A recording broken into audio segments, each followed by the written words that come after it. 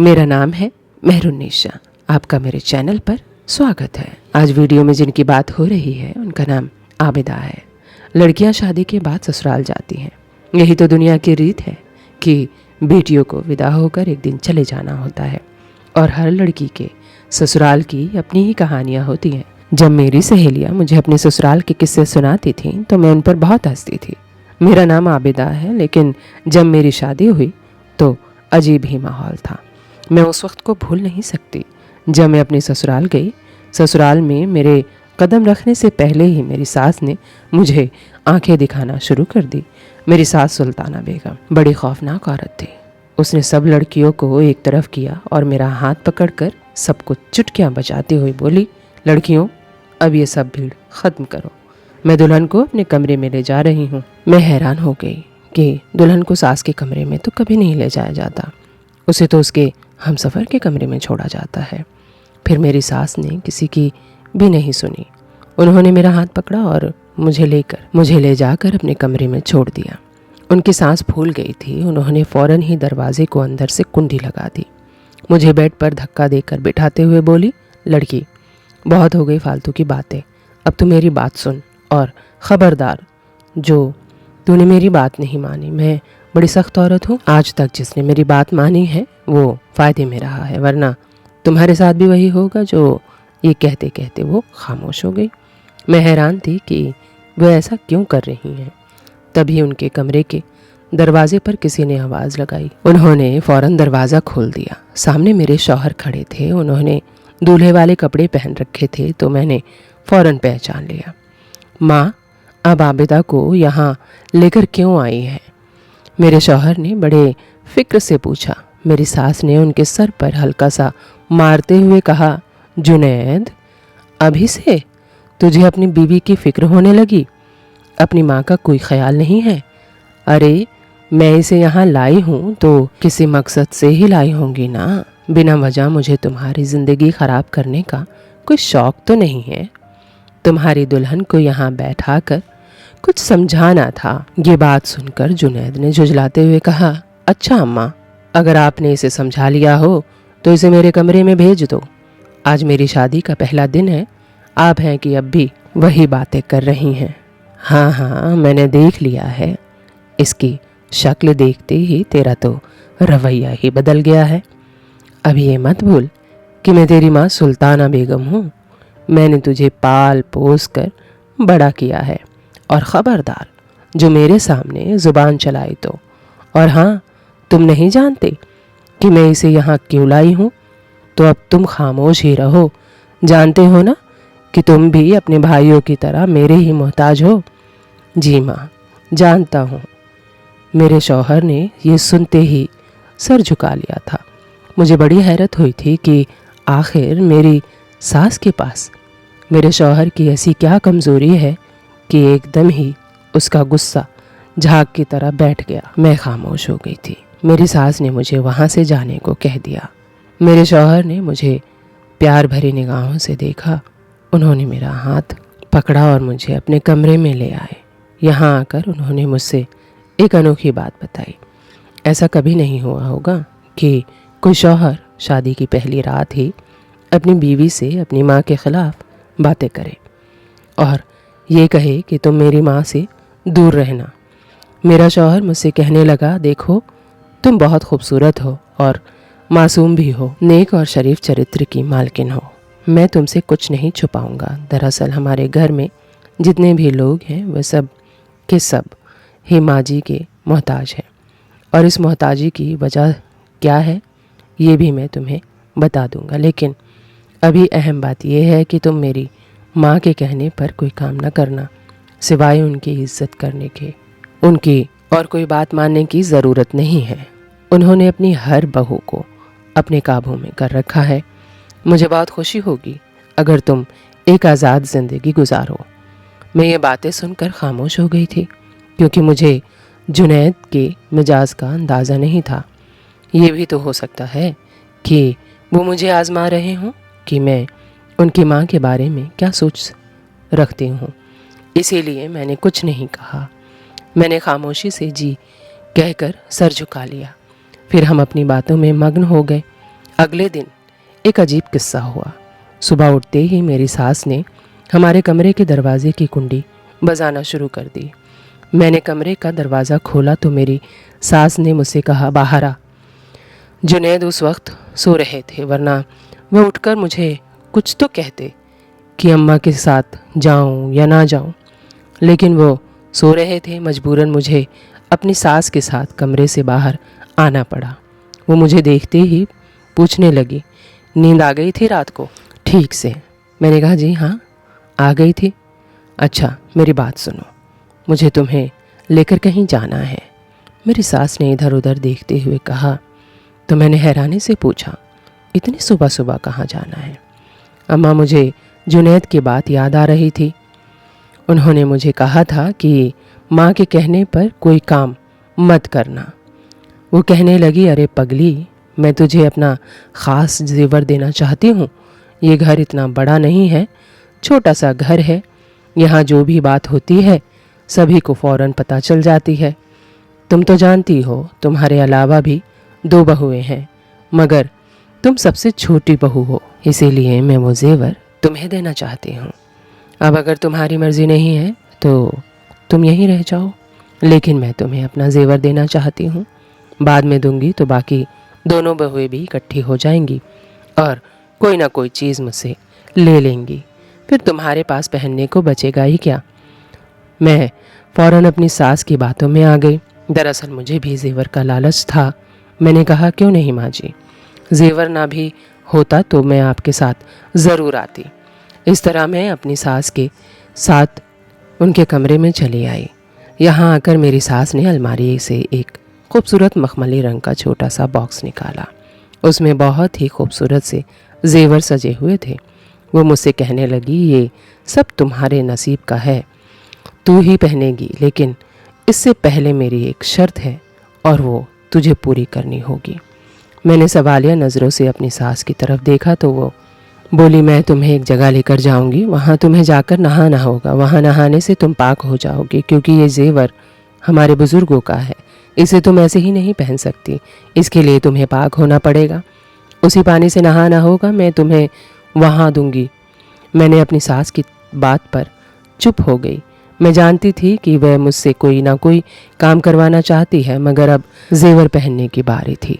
मैंने कहा, ठीक है, आप मुझे जहाँ कहेंगी मैं वहीं नहाऊंगी और उसी पानी से जो आप मुझे देंगी। वो बोली कि यहाँ नहीं, तुम्हें मेरे साथ उस जगह पर चलना होगा। मुझे वो खूबसूरत जेवर याद आ गया। मैंने तुरंत कहा, ठीक है। तभी उन्होंने फ़ौरन ही अपने उस ड्राइवर को बुलाया जो कि अक्सर ही उनके साथ जाया करता होगा या उनका जानने वाला होगा।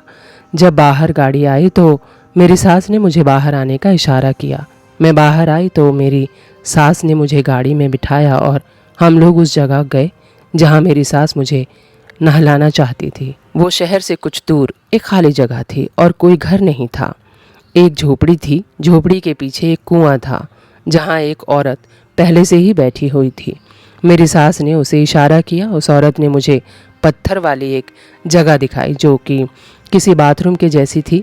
उसके चारों तरफ काले पर्दे लगे हुए थे जिससे कि यहाँ पर कपड़े बदलने में कोई परेशानी ना हो। मैंने अपनी सास से कहा कि मुझे यहाँ क्या करना होगा। मेरी सास बोली, बस तू इस रास्ते से चलकर वहाँ जाकर बैठ, मैं कुएं से पानी लेकर आती हूँ। मैं जाकर वहाँ बैठ गई। गर्मियों का दिन था। मैं अपनी सास का इंतज़ार कर रही थी।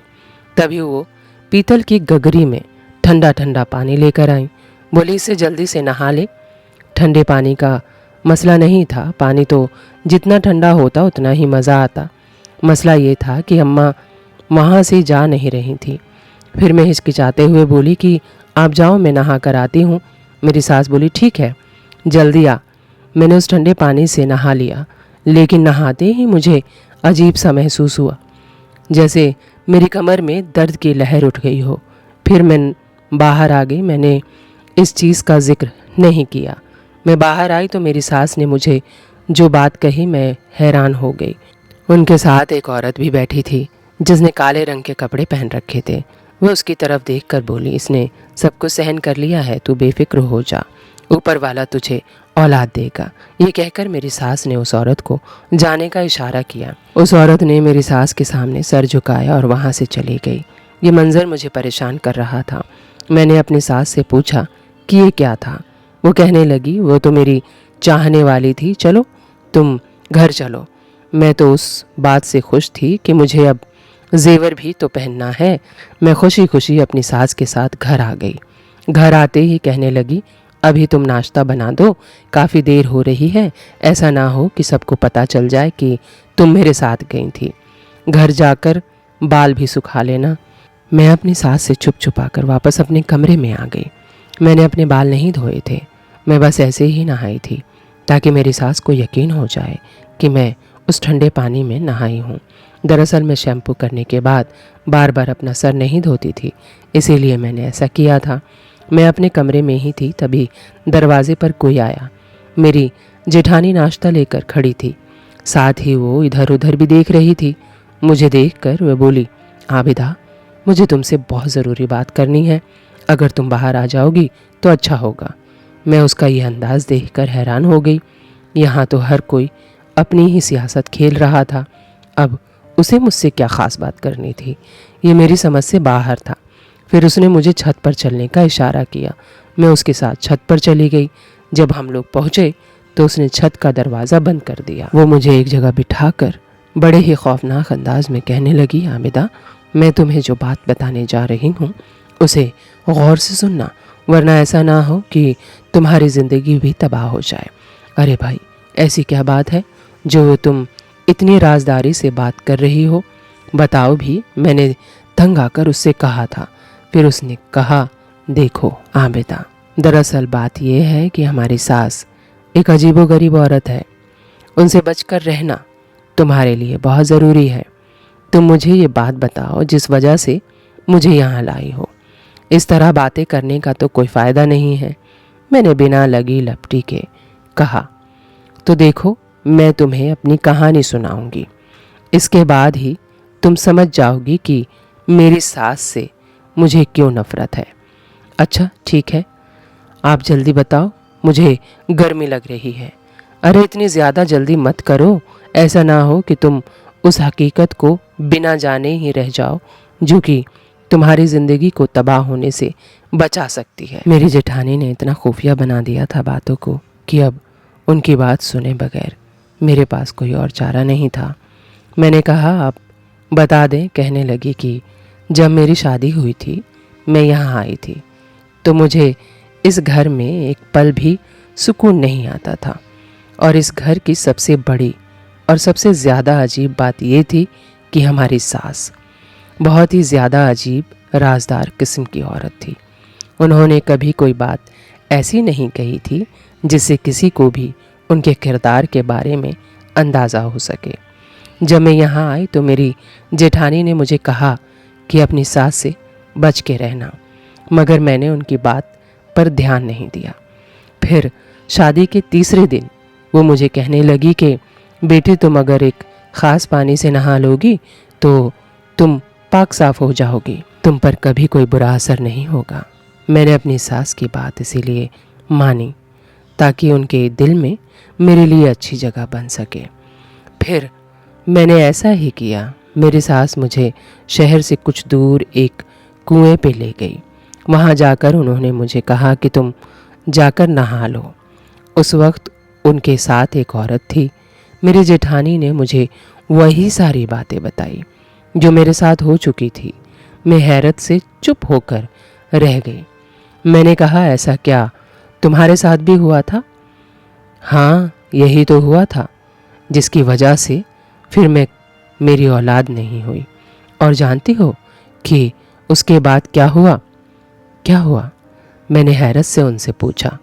अम्मा ने हमें कहा कि मेरी बहू की कोई औलाद नहीं है।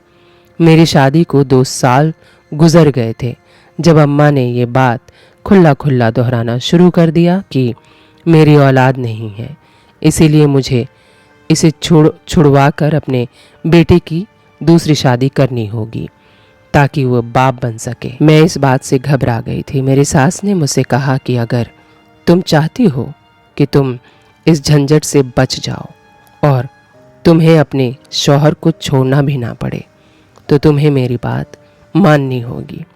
मैंने कहा, वो क्या बात है?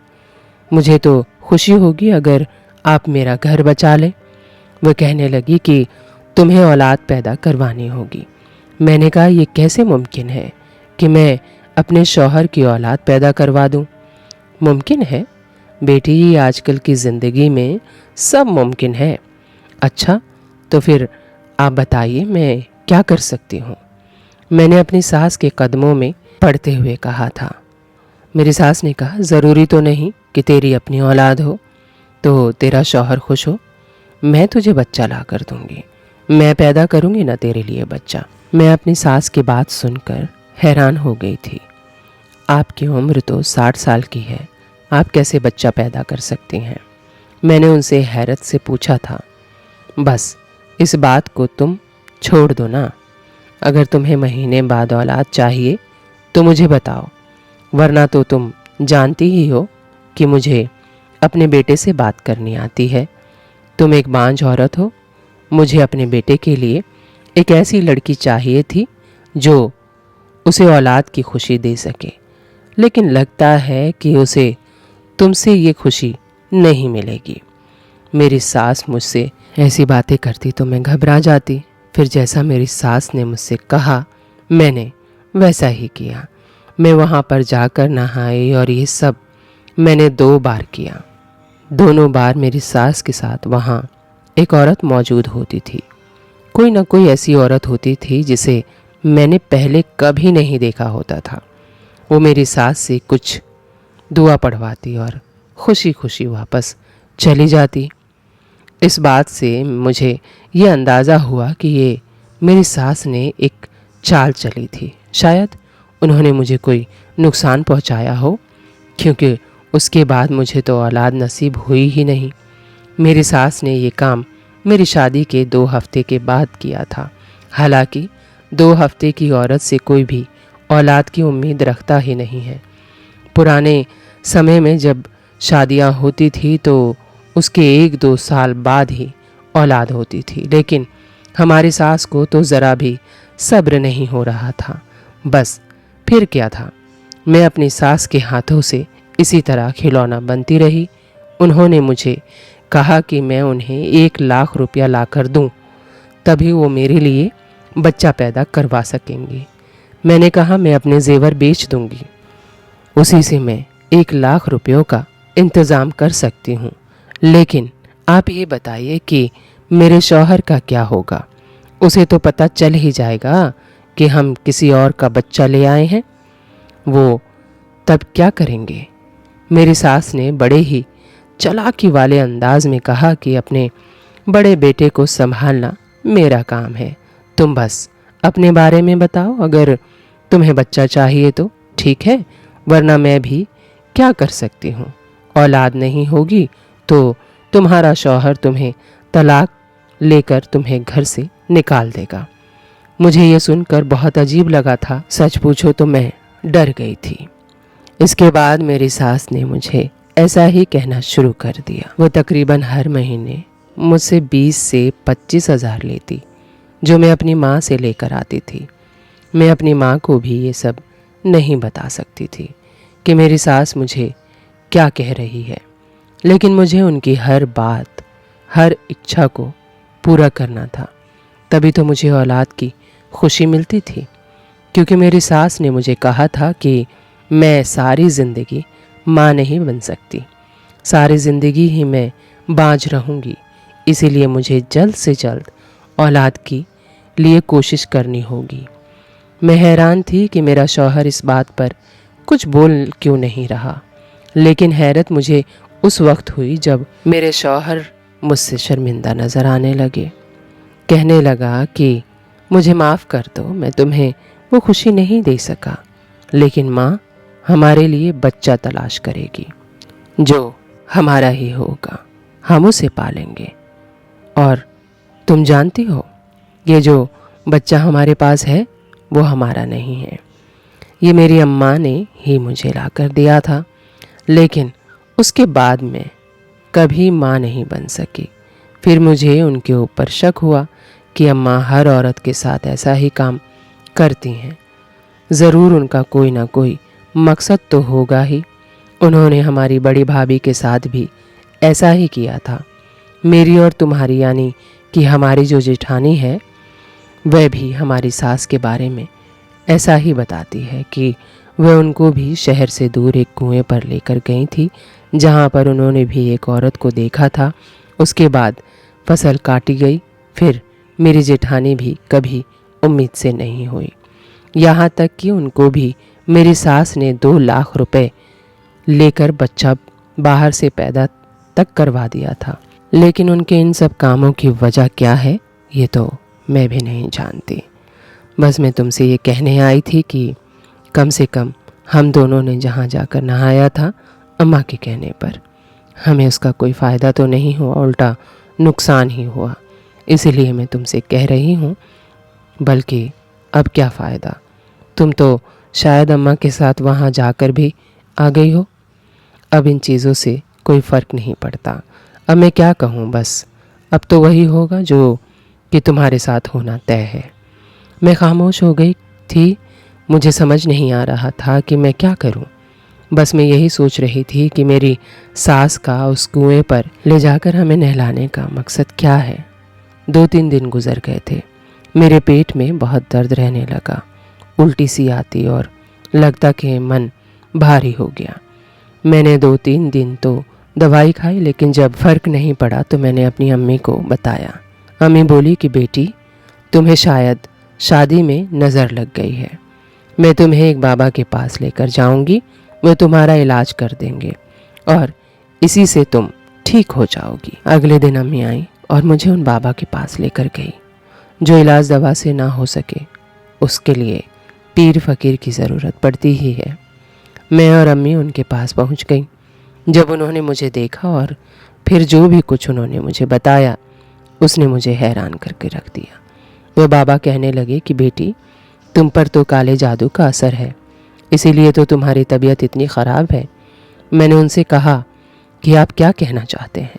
वो कहने लगे कि काले जादू से तुम्हारे बच्चे पैदा करने की सलाहियत को ख़त्म करने की कोशिश की गई है और तुम्हारे अंदर ये बीमारी कहीं से आई है। ये बीमारी तुमको नहीं थी, ज़रूर ये तुम्हें किसी और की बीमारी दी गई है। ऐसा तो सिर्फ काले जादू से ही होता है। मैंने उन बाबा को हर वो बात बता दी जो मेरे दिमाग में थी। ये सुनकर वो बड़े हैरान हुए। कहने लगे लगता है कि वह औरत ये सब दौलत के लिए कर रही है और ये भी कि वह बाकी भी औरतों का इलाज भी करती है।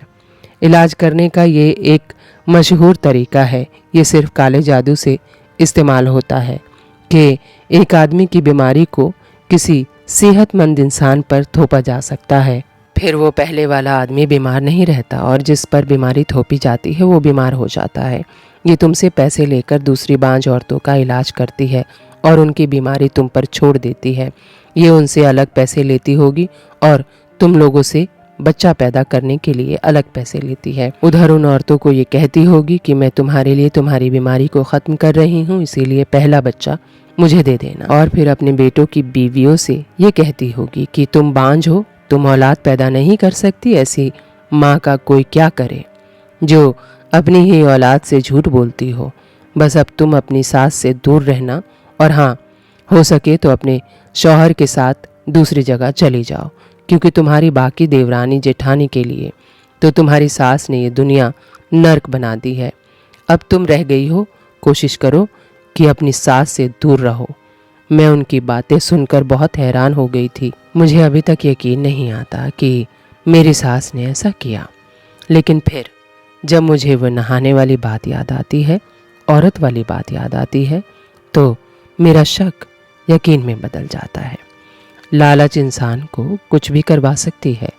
मुझे नहीं पता कि ये बाबा सच कह रहे थे या मेरी सास का बहुओं से दहेज ऐंठने का एक अलग ही तरीका था या कोई और ही धंधा करती थी। मुझे सच में नहीं पता। लेकिन मेरी माँ बाबा की बात सुनकर बहुत ही खौफजदा हो गई थी, तो उन्होंने मेरे लिए मेरे मायके में ही घर ले लिया और मुझे और मेरे शौहर को उसने शिफ्ट कर दिया। मेरे शौहर भी अपनी माँ को खूब समझते थे, तो उन्होंने भी मना नहीं किया। वो मेरे साथ मेरे मायके में ही शिफ्ट हो गए। शिफ्ट होने के 6 महीने बाद ही मैं पेट से हो गई। मेरे शौहर ने अपने बच्चे से आज तक अपनी माँ को मिलने नहीं दिया। मैं भी उस बारे में कभी बात नहीं करती। उम्मीद है मेरी ये कहानी आपको अच्छी लगी होगी, तो चलते चलते 2 लाइन कह देती हूँ कि गलती करना उतना गलत नहीं होता जितना उसे दोहराना होता है। वीडियो अच्छी लगी हो तो चैनल को सब्सक्राइब कीजिएगा, लाइक कीजिएगा, शेयर कीजिएगा और हाँ, बेल आइकन को दबाना बिल्कुल मत भूलिएगा। Thank you for watching.